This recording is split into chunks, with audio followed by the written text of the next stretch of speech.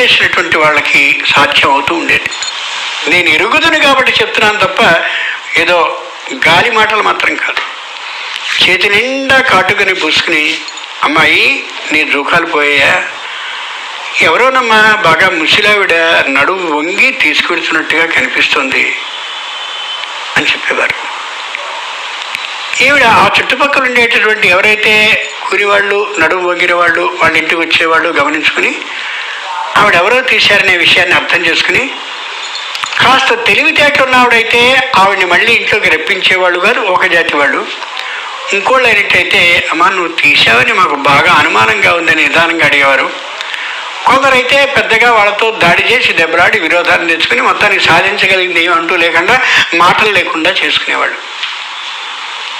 ఈ అంజనం వేస్తే కనిపించడం అనేటటువంటి విధానం ఏదైతే ఉందో అది 40-50 ఏళ్ల క్రితం తపస్సు